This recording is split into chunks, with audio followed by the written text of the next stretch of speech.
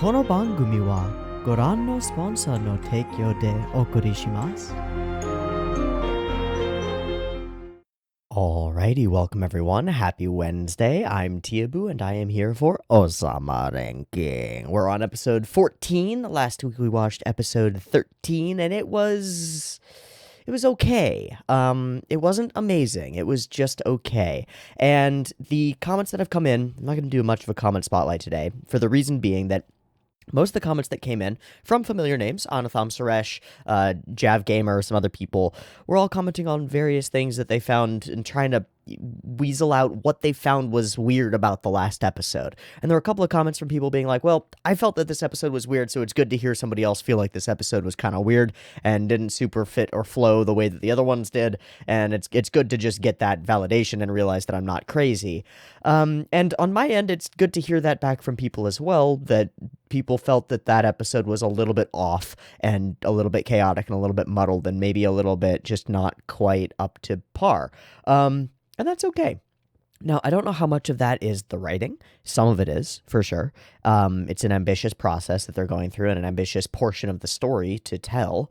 Or the directing or the way that things flow. One of the comments pointed out that there were a lot of like speedline backgrounds and it felt like the combat wasn't as flowy or interesting. And I solidly agree. So overall, I think that episode 13 was fine, but not what I've come to expect from Ousama Ranking. And I hope that it's one little speed bump as opposed to an indicator of what's to come. And generally the comments that I got fell into the same category and fell in the same way. So that's where we've left off. I will mention one thing that somebody mentioned, I think it was in my Discord, not in the comments, although it does get brought up in the comments, that this section of the story feels, to some extent, like another very ambitious portion of a story, the Hunter x Hunter Palace Invasion arc, where you've got all these multiple threads going on, and all these different characters converging on one location for different reasons with like not entirely clear motivations all over, but like a bunch of different people converging on one location, and we're doing this sort of high level top down view of all of it and seeing all these moving parts and all the pieces as they collide together. And I think that sits really well with me as a way of looking at this episode, is that it does feel like the Palace Invasion arc from Hunter x Hunter. And that the difference between this and the Palace Invasion arc from Hunter x Hunter is that in Hunter x Hunter, we had like 100 episodes of setup. Not all of it directly for that, but like we had multiple episodes of setup for the Palace Invasion particularly, and a lot of time spent on it. And it was not only really ambitious, but you could tell that it was a ticking machine in the background. And I don't just mean a machine ticking in terms of the storytelling or in terms of the in-world stuff, but I mean that the animation studio and the direction and the writing staff were a fucking machine. Madhouse was killing it, and they absolutely destroyed that section of Hunter x Hunter. I think they did an excellent job. It's one of my favorite pieces of animated media. I think the whole section is amazing. And I just don't think that Wit did the same thing with Ousama Ranking. And maybe the problem here is that the manga didn't do the same thing with Ousama Ranking, and there wasn't the material to work off of. But thinking about it in those terms and thinking about it as compared to this incredible sequence that happens in Hunter x Hunter where all these things are colliding helps me think about this complicated experience that we're trying to build and recognize that because of all the moving parts, it makes sense that it would be difficult to accomplish this. Not that that's necessarily an excuse for why it's not accomplished to my standard, but it makes sense that it would be difficult, and so I can understand why it might not be to my standard. Does that make sense? I think that makes sense. Yeah, so it feels a little bit like the Palace Invasion arc, but it's not as good. And I think it's flat out not as good, and part of that is just the complications of all the characters and the difficulty of expressing all these complicated characters. But it is as it is, and it's still quite interesting the way we're building this story. So here's where we're at. Boji and the captain were facing off versus Oken in the middle of a crowded town square as he murdered innocent civilians. The captain knows because Despa told him that Oken is the worst opponent for Boji possible, and so he sends Boji off to go and save Healing, which might be extremely timely given the circumstance that she is in. Healing and Dorshi and all of her friends got super duper attacked by hound dogs and also bad guys, and Miranjo did some stuff. Then Appius sort of saved them, and it was weird, and there were some other comments about this, and I agree. Appius kind of vacillates, and it's kind of hard to tell where his motivations actually lie, and that could just be because he's an internally confused character and doesn't fully know where his motivations are either, and he's at conflict within himself, sort of the way that we've seen Domas be at conflict within himself, and that's totally reasonable. But it's also hard to track a little bit. It's a little bit harder to follow than I would like. And so be it. Like, fine, sure. Fine, sure, so be it. But it's just another one of the elements that feels like it maybe should have been better fleshed out. It just feels a little bit dropped. And there's that going on. Dorshi is fucked up, but fine, I guess. Healing is dragging Anne out of here, I guess. We'll see how that goes. And yeah, I think that's like it. Oh yeah, the baddies have the mirror. There was a weird thing that happened, and we kind of cut away from it and cut back, and then they had the mirror, and Appius was passed out, and I don't know how that worked. I think it might be some power owned by the guy with the teeth, the gold teeth. I think he has gold teeth. He's got the creepy smile. He's like the leader of them, sort of, but he's just the bandit who's like trying to keep together a bunch of bandits, right? He's gonna get fucked up by this whole circumstance. He's gonna bite off way more than he can chew. We found out some stuff about Miranja that I don't know where it clicks in exactly, and we know that her mirror can transmute into seemingly any material. It has so far turned into a diamond, and it has turned into solid gold in order to have present effects. It'd be like a defense mechanism. Okay. Oh. All right, and I think that's it. We are still waiting for Despa on his fat-ass horse, and he's coming eventually, I guess. That's the whole circumstance. There are a whole bunch of other little things going on. We've got Domas and Hokuro still headed toward the underworld place, still. Yeah, there's a lot of things, and we're going to see if Healing can survive the day. Hopefully she can, because I love Healing, and I want her to survive. Also, Daida and Bosse and stuff is happening, and we'll see if we turn our attention to that. But given the muddled nature of the last episode, I don't have a clear indication of where we're going with this episode, except that we're probably going to see the captain square off against Oken, and probably get fully dead, because that's what happens when you square off against Oken so far in this show. Yikes. All right, that's all I've got here at the beginning. Let's see if Ousama ranking episode 14 can pull up, because it feels like we're in a little bit of a tailspin, and we need to pull up on the stick and get some momentum going upward again into this show. Let's find out. So, I've got Ousama ranking episode 14 up and ready to go. It's 0 seconds. There will be 2 versions, picture-in-picture in the description, timer on YouTube, and a beep-beep timer to count you down. If you want to support the channel or get early access, you can do so via the Patreon, and that's going to be it for the shilling for the day. The beep-beep timer is coming at you right now. Let's go.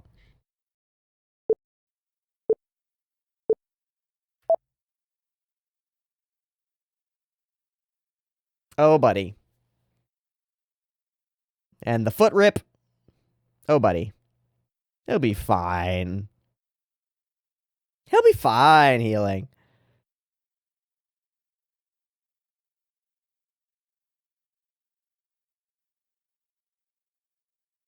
I don't understand how not having a foot helps you. But cool.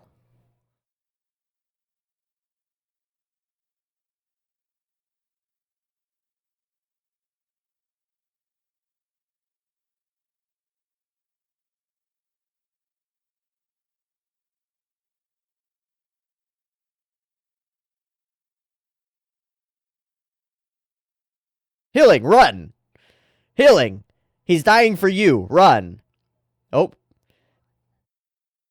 Bosse can't help you, but Boji can. Oh, maybe Bosse can help you. Hi, Bevin.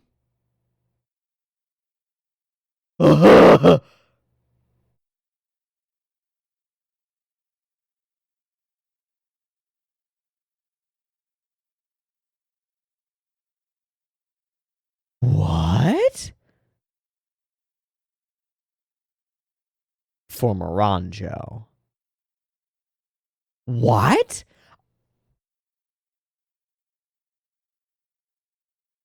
Why?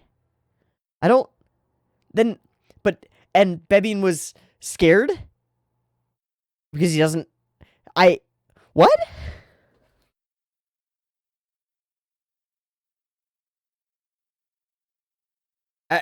What? Why does he stay? He thinks of Miranjo and then he stays?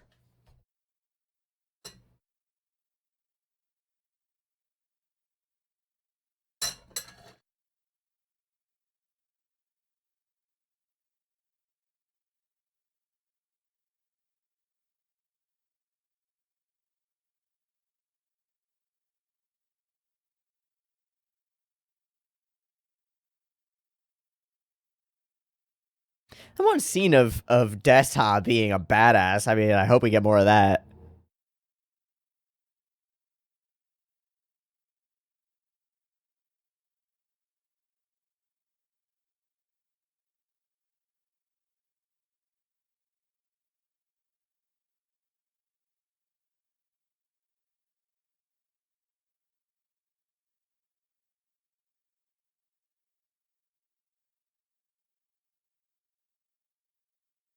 Sweet.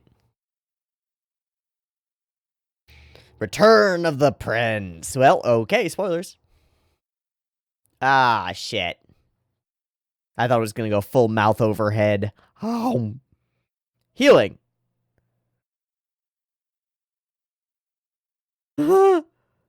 Please run. Dumbass. Jesus.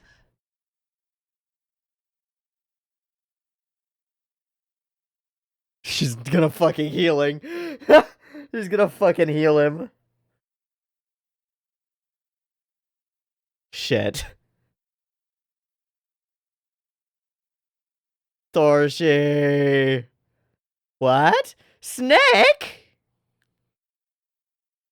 Matsumata, whatever his name is. I forget his name. Snake. I am just Big Snake.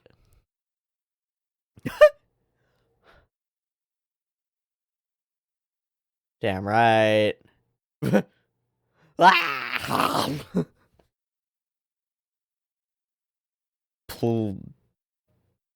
Please healing. Okay, we got a big snake. Let's go. Deus Snake Machina. Fuck. He's got more. Dude, I ship it so much. You should date him, dude. Wow, growth. Growth and regrowth is her power, huh? Wow. That's fucking cool. He is breathing normally. Normaline.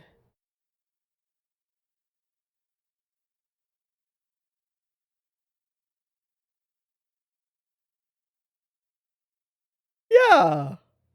And he's eyeless now. Oh, fucking gigant. Snack. Thank you, little snacks. Rawr. Rawr.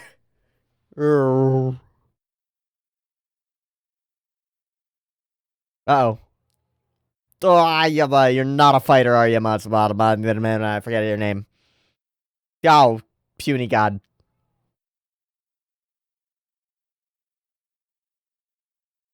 Fuck!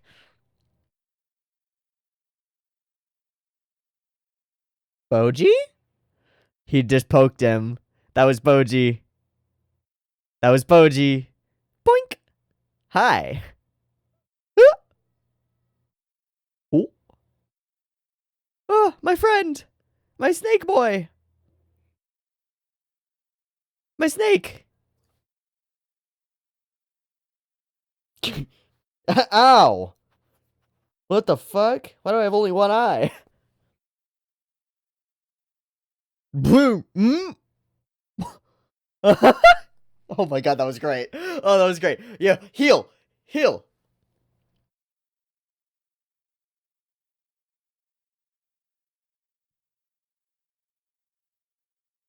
You're out of goop.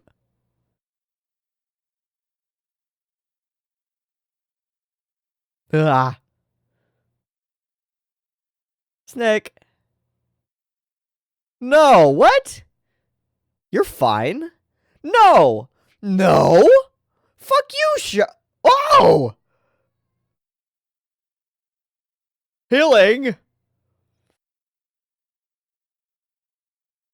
It's vodka. Holy shit, dog. Gulp, gulp, dude. Glug, glug. Yeah, stop fucking grieving. Let's go. Mitsumata. Glug, glug. Oh, this is some good shit. That's that Grey Goose.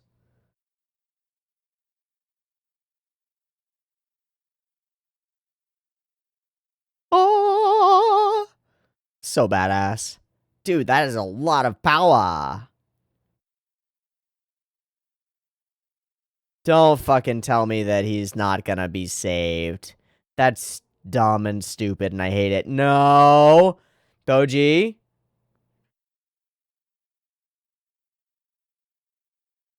She's fucking in it.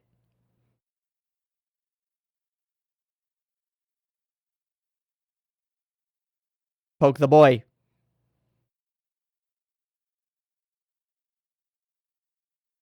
Okay.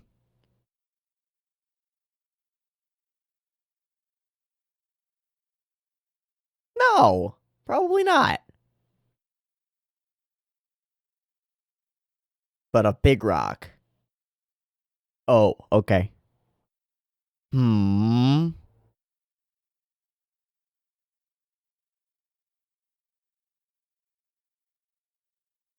Fracture lines? Weak points? Yeah. Everything is atoms. There must be bonds between them. Yep.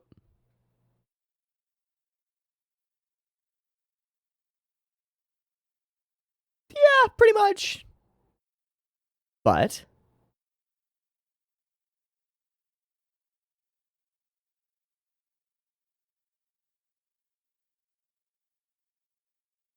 break the bonds.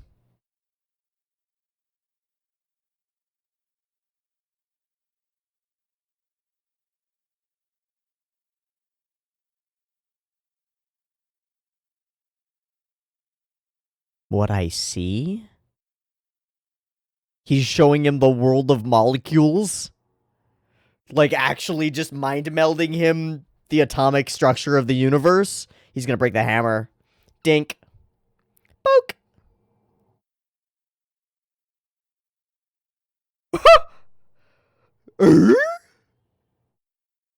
The ability to shatter anything. Alright, I'll do your foot next. Yeah, you wanna try it, buddy? You wanna fucking try it? Come here. Come here, bud. Oh, he actually did hit him. Bye-bye. That's my fucking boy. Oh, wow. The chaos. Here we are. Oken time.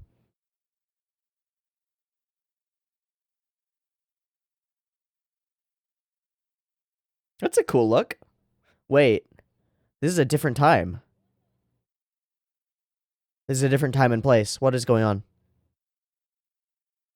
Boji bringing water. Oh, he's trying so hard to help. Little idiot. Oh, yeah, you did it, bud. Ha!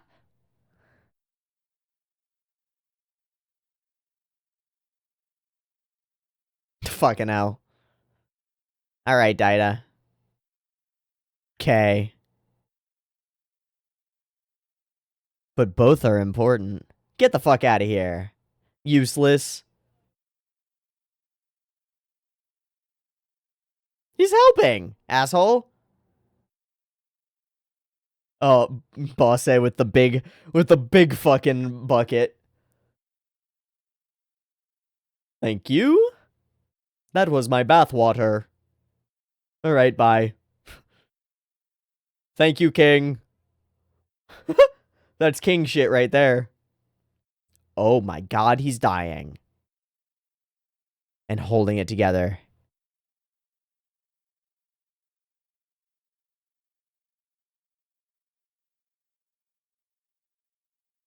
Huh. She saw that, though. What can I do? What can I do? Same little boy. Not weak anymore. Oh, Kage going off. What? What? Amazing. Ha, I got him. Hey, Mitsumada's fine. Titties.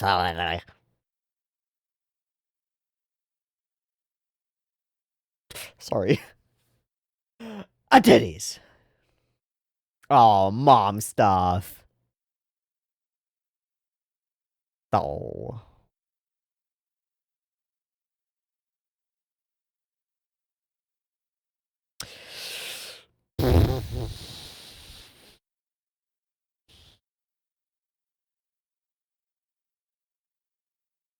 Oh boy.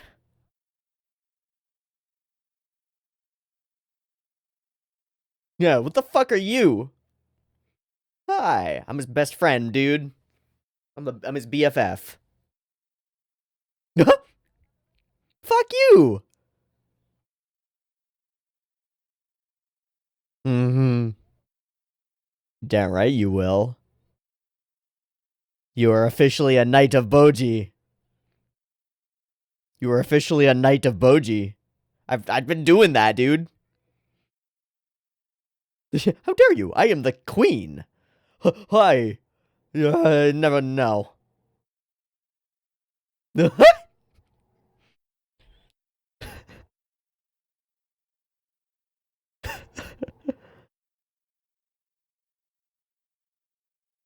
Yeah, I've been risking my life, dude.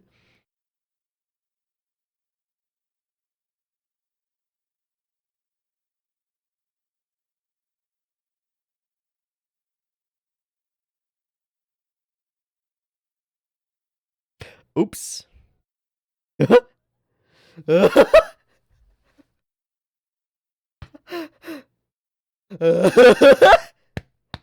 It's like I just died. Uh and now I have to communicate. Shadow.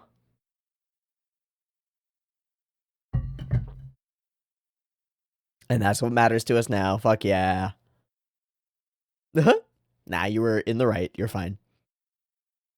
Let us be friends.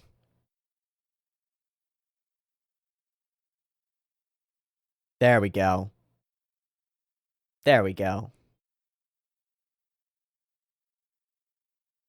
Love. Love. You're in love with healing. Please stop. No. No. Just happy being recognized. Ah, doggies.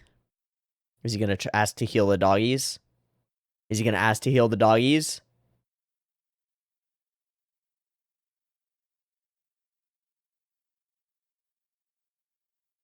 But they're bad, evil doggies. Yeah. I love how she's so stately and then just so.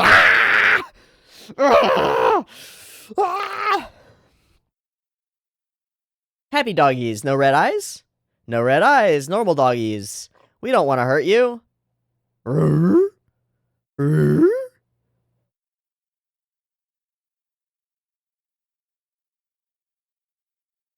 He's not being controlled.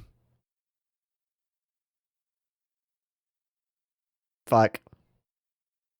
God damn it. Alright. Big boy? Get the fuck out. Wait, where are you going? Is he gonna kneel to him? Here, have your sword. Kneel to him. Yeah. Dogeza. You are defeated.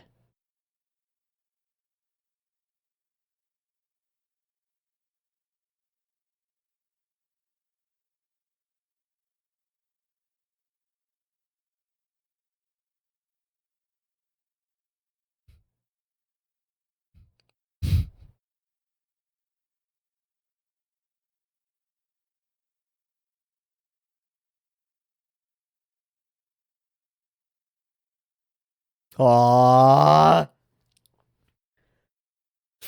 Okay. What are you gonna do with this big lug? Stab him in the eye. Is he knighting him? Oh.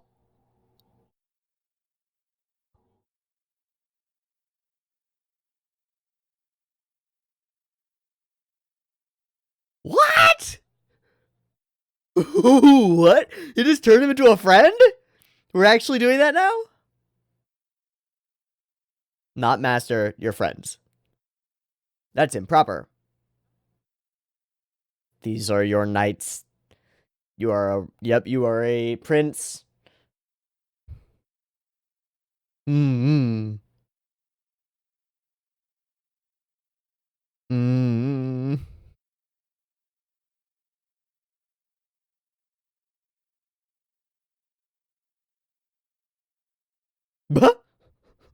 We're just suddenly totally fine with Kigen as a full friend. Yeah. Yeah. Hey, you're a retainer. Nee. It's great. Now cut over to death. We gotta be cutting over to somewhere else, right? Oh, is this Despa? Going slow? Nope, this is Desha. What is he doing?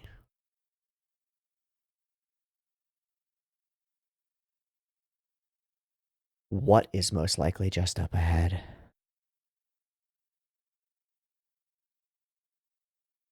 Uh-oh. They can talk. Despa is here.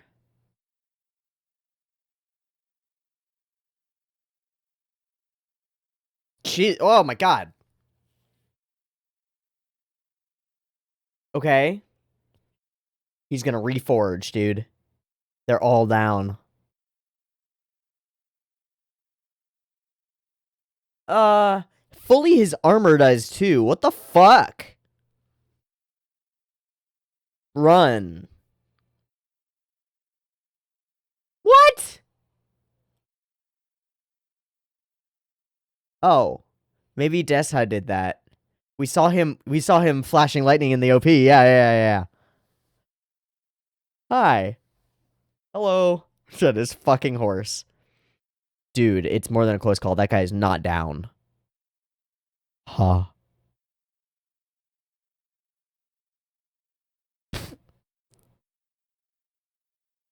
Seems good at Shibari, huh? Just a little bit of practice there, buddy, huh? Uh-huh. Prince Oken's immortality. Kind as he was? That's Oken? Oh. And he was the head of this Order of Knights, right? Uh-huh. It stole his soul or something. Why did he do this?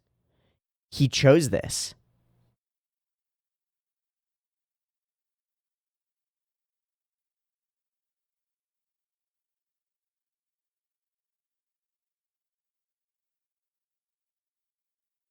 Right. It's purpose, it's cycle, it's everything.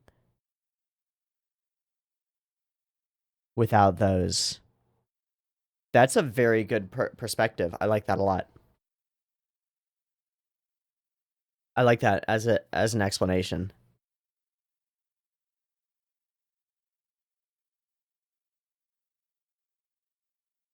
How did he gain this power? From whence?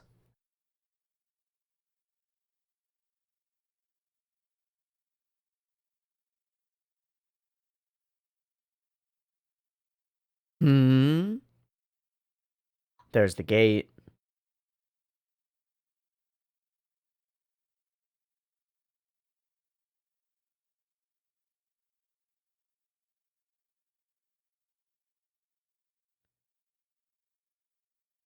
Okay, I like this episode way better. It's more grounded in the characters and more focused on their interactions in a good way. It does feel this episode felt really short. I felt like nothing happened. But obviously a lot happened, but huh. So Oken was once a good man, and he's that like handsome prince who we saw, and he is shifted into a monster because he gained immortality. Not like as a side thing or like a curse that came with the blessing, but it's part of the blessing. But where did it come from? Because he was never a king, right? So it's not from the divine treasury like ranking stuff. He got it from somewhere else. Where? How? Unclear.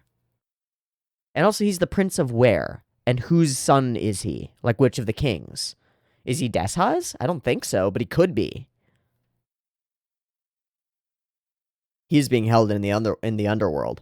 Maybe he's one of their brothers, but I don't think so. La la la la la la la la la la la la la la da da da da da da da da da da da da da da da da da da da.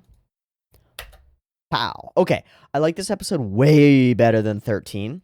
It's a lot less complicated because a lot of things are already in motion and heading in specific directions, so we just follow them through.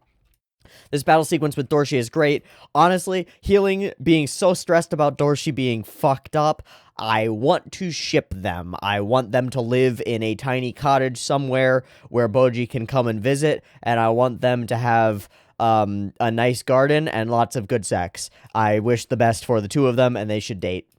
She yells out for Bosse, and Bosse inside of Daida hears her, bursts free from his bonds, demonstrates that his shackles and bindings cannot hold him, and we watch Bebin afraid. But then he thinks of Miranjo, and Bebin readied himself, terrified in this moment, unclear what Daida would do, what Bosse would do. He thinks of Miranjo, and so he returns to the wall. Because he knows this is her plan, and he's letting it happen? Unfucking clear. Unclear. Confusing. Intriguing. What do you think he's doing? Because I don't know. I just don't know. Let me know what you think. Okay. Return to the Prince is the title of the episode, and that's exactly what happens in the episode. Man, he gets so fucked up, and we do this like near death. We gray out his iris so that he's like clearly dying as he smiles. Fuck. I'm trying to think of where I've seen something like this, where somebody's like fully dead and they're just smiling and just like, go, please, leave. And she's like, can't. And she runs up. And boom, Deus Ex Mitsumata. Okay, so this is a Deus Ex, right? We're in a circumstance where our characters are trapped, they're fucked, they're absolutely dead. The thing that's going on here, however, is that really we're waiting for the Deus Ex Boji Machina, right? We expect Boji to arrive on this scene and save the day, and he does get to. So it's a little bit of a bait and switch as we're like, what's gonna happen? It's gonna be Boji, and it's not. It's Mitsumata instead, which is interesting. It's intriguing. Of course, Bebin goes there, and Mitsumata goes here, and I love that Mitsumata has to be like, hey, scared lady, please don't be afraid. I am your friend. And she remembers and realizes that everything might be okay. From here on, this task is mine. And she toasts all the juice and thinks all the happy thoughts of this beautiful hunk of a man who's been protecting her ass forever. God, they need to just go find a little cottage somewhere and bone real good. I love that there are all these flowers and growth that happens as she expends her power. It seems that her power is growth, not just regrowth, which is cool. And of course, Gigant. Yarg! Smash. What? Ooh. And of course, he gets donked and dinked, and Mitsumata gets fucked up by this circumstance, which is super brutal. And then he almost donks again and falls over. And it's Boji. It's the reveal. It's the boy and it's the boy. It's the boy and it's your boy. And he's back and he's here and he gets to cry. And he meets Healing and sees her and is happy about it. But his main goal is, please do the thing. You have a value and it is to heal this man. And she does it. And it's really good. But she can't do it. But of course he's got the good stuff and so she can do it. It's great. I will mention this again. I love the duality of this character who is upright and the queen and all of these things, and then just wiles the fuck out when she's healing somebody. Just so fun. Such good characterization. I like it a lot. All right, so scary, hand him the thing. We find this whole flashback sequence where we discover how to split diamonds. And this explains Boji's power. We already kind of knew it. He finds the weak points in something, and he drives a tiny, minuscule rapier into it, and it fucking shatters. And this makes Gigant think twice before putting his foot anywhere near Boji. Of course, he does get stabbed, just poked, and he falls down dead, or at least unconscious. And then we have this scene. A fire is broken out in town, and everyone is doing their part in order to put out the flames. There's the bucket brigade. And we watch as Boji passionately runs back and forth with his tiny little cup of water and tries to quench the flames. It's ineffective. And Daida berates him for it. You're just getting in our way. And then all of them are shown up by the king, who walks over and pours an enormous bucket. And Daida looks up at the king with something like admiration, but also, I'm like him, and Boji is not. And Healing watches the whole thing. And we see, I think it's important that we see, but I'm not sure exactly why, that as he does so, the king coughs a bit of blood, wipes it away, hides it from everyone, and continues walking. And I don't think Daida notices this. I don't think Daida notices because he's paying attention to Boji in this moment. Okay, Daida with the big bucket. You're slowing us down. Boof, boof, boof. Her. Turns away. The bit of blood. But maybe Daida does notice. That's the thing. Maybe he does notice, and what we see from him is this desire to be as strong as his father. And this, and of course the like looking down on Boji for being so weak. But he turns away anyway.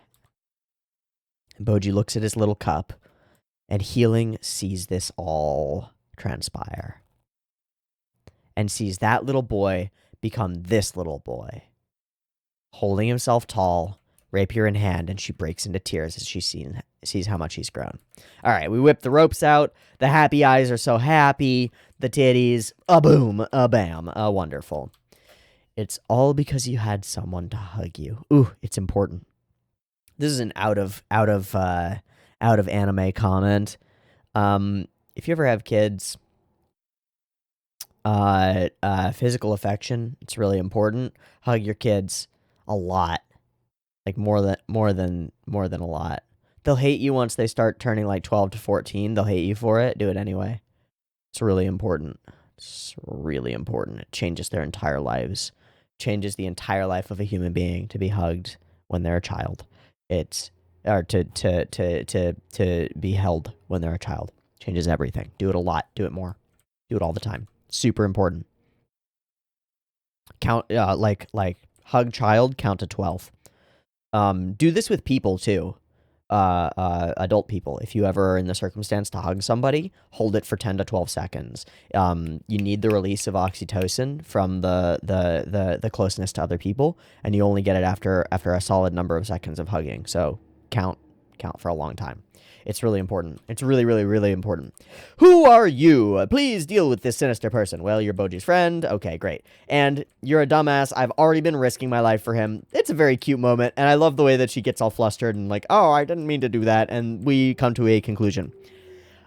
As always, we save the people who we fight. We talked about this before. Turn the enemies into frenemies. Find out that there is a different reason for them to fight. I wouldn't trust Gigan, though. That man is a murderer. But he bows to us, and I guess now he's one of our retainers, I suppose. Cool. And we move on from there to Deshao finding a place. He finds the portal. They can talk to each other with little hand walkie-talkies, which is sick.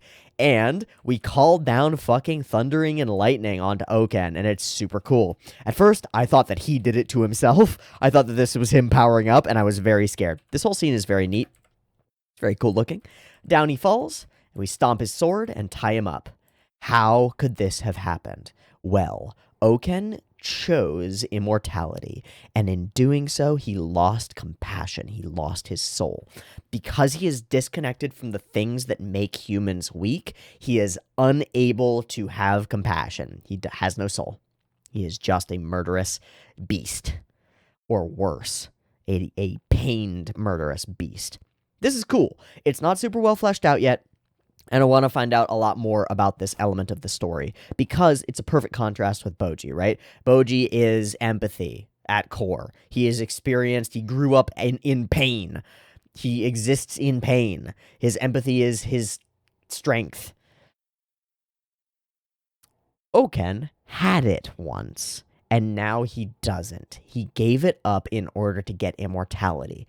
And now these other people feel some responsibility to take care of him and not abandon him because they still have empathy for someone who doesn't. Sympathy for the devil here. Interesting. Very interesting. Deep? Sure. deep in a way that is actually valuable for us to talk about? It's a pretty classic villain thing, right? Like, even the search for immortality usually leads people to a loss of empathy. Vampires and their, like, Strahd von Zarovich is this. Lots of characters in fiction who find immortality or find, like, it's a classic trope that the person who seeks out to be everlasting is incapable of relating to normies, to normal humans anymore. It makes sense. It tracks. This is solid. It's fine. Um, I like the way that it's expressed and explained by Despa quite a bit. The idea that he is now disconnected from disease or loss or falling apart or death, and the idea that it is our own relation to our mortality that grounds us in the real world and allows us to have empathy. I think those are really strong concepts, but they're also sort of self-explanatory concepts. Like, I don't feel like I need to spend time on them. I think you get them, and so I don't want to spend more time on them because I think you get them. And that's like the end of the episode. Oken is down. All is well. I love this frame. I really like this frame with his horns pointed down. And Desha finds the portal to the underworld. What's next? I don't know. What's going on? I don't know. Okay. Cool. This feels like our show was going way up, and then we stalled, and then we started to nosedive, and we've pulled back to flying even again. This episode doesn't put us in an upward trajectory, not yet, but we're not descending either. I think we stalled out for a second in episode 13, like a little wibble, like a bit of turbulence, and now we're flying straight again. We're flying even, and that's good. We're not going up yet, and we need to be going up because this show can get better, but at least we've maintained and we've leveled out, and that's good enough for now. So, I think that's a wrap, everybody. This has been Ousama Ranking episode 14. I think it's way better. I think it's solid. It doesn't try to be as ambitious. I think it nails some of the character moments, although it doesn't do so in bombastic fashion, but it nails some character moments for the reunion of these characters in this particular sequence, and it raises some good questions and interesting questions about what is to happen next. Solid. That's going to be it, everybody. Thanks for watching. I'll see you next week for more Ousama Ranking. And you can catch the early access up on the Patreon. Check it out. Peace.